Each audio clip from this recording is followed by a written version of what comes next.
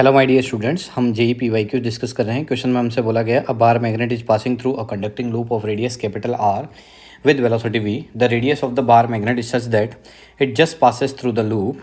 The induced EMF in the loop can be represented by the following approximate curve. देखो यहाँ पर हमारे पास एक लूप बना के दिया हुआ है, ये जो लूप है, और यहाँ पर ठीक है मैग्नेट बना के दी हुई है।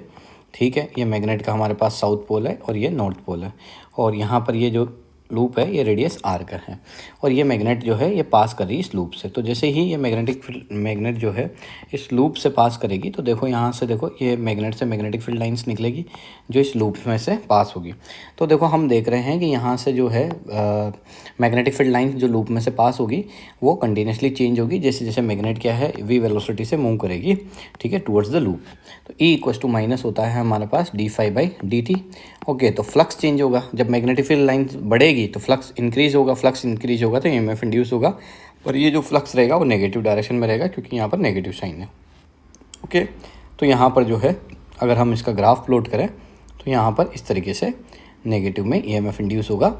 ओके, ये ईएमएफ है, ठीक है, वाई एक्सिस पे, और ये टी टाइम है, ठीक है। तो यहाँ पर नेगेटिव में ईएमएफ इंड्यूस।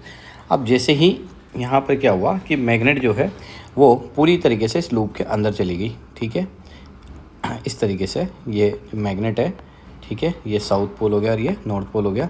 तो मैग्नेटिक फील्ड लाइंस नॉर्थ से निकलेगी और कहाँ जाएगी, साउथ पे। तो इस केस में देखो यहाँ पर कोई फ्लक्स चेंज नहीं, जो फ्लक्स चेंज है, ठीक है, मैग्नेटिक फील्ड लाइंस चेंज नहीं हो रही होगी, ठीक है, लूप में से जो पास कर रही है। तो यहाँ से मैग्नेटिक फील्ड लाइंस चेंज नहीं हो रही तो फ्लक्स भी चेंज नहीं हो रहा होगा। तो यहाँ पर ईएमएफ इंड्यूस जो हो जाएगा वो क्या हो जाएगा, जीरो। मतलब अगर इसी पार्ट को हम ग्राफ में ड्रॉ करें तो इस पार्ट में ईएमएफ कितना हो जाएगा, ज़ीरो हो जाएगा। अब आगे की सिचुएशन देख रहे हैं कि जैसे ही ये जो है ये मैग्नेट इस लूप को पूरी तरीके से पास कर जाएगी, मतलब ये मैग्नेट जो है ये हमारे पास नॉर्थ पोल हो गया और ये हमारे पास साउथ पोल हो गया, और ये इस लूप को क्या है पूरी तरीके से क्या कर चुकी है, क्रॉस कर चुकी है। मतलब अब ये यहाँ से है तो देखो यहाँ से जो मैग्नेटिक फील्ड लाइंस निकल रही होगी साउथ पोल से, ठीक है, वो इस लूप में से जो निकल रही होगी, पास हो रही होगी, वो क्या हो जाएगा, धीरे धीरे क्या हो जाएगा, डिक्रीज़ हो जाएगा। अब जब डिक्रीज़ हो जाएगा तो मैग्नेटिक फील्ड लाइंस पासिंग जो कर रही है इस लूप में से वो क्या हो रहा होगा, धीरे धीरे डिक्रीज़ हो रहा होगा। और अगर ये डिक्रीज़ हो रहा होगा तो यहाँ से ये जो ईएमएफ है, फ्लक्स डिक्रीज़ होगा, तो यहाँ ईएमएफ इंड्यूस का फॉर्मूला होता है d∅/dt। अब फ्लक्स डिक्रीज़ हो रहा है मतलब फ्लक्स की डिक्रीज़ का क्या है, नेगेटिव, और नेगेटिव के आगे एक और साइन नेगेटिव का, तो नेगेटिव नेगेटिव कैसा हो जाएगा, पॉजिटिव। समझ में आ रहा है क्या, फ्लक्स डिक्रीज़ हो रहा होगा, ठीक है, फ्लक्स डिक्रीज़ होगा तो फ्लक्स को डिक्रीज़ को माइनस साइन से रिप्रेजेंट करेंगे, और माइनस पहले से फॉर्मूला है तो माइनस माइनस प्लस हो गया।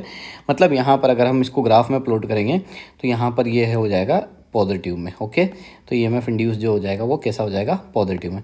तो हम देख रहे हैं कि यहाँ पर ईएमएफ इंड्यूस नेगेटिव में है, फिर जीरो है, और फिर क्या है, पॉजिटिव में है, और फिर टाइम बढ़ रहा है। तो यहाँ से कौन सा ऑप्शन करेक्ट हो जाएगा, ऑप्शन नंबर जो है वो क्या हो जाएगा, थर्ड करेक्ट हो जाएगा। आई होप आपको क्वेश्चन समझ में आएगा। Thank you for watching.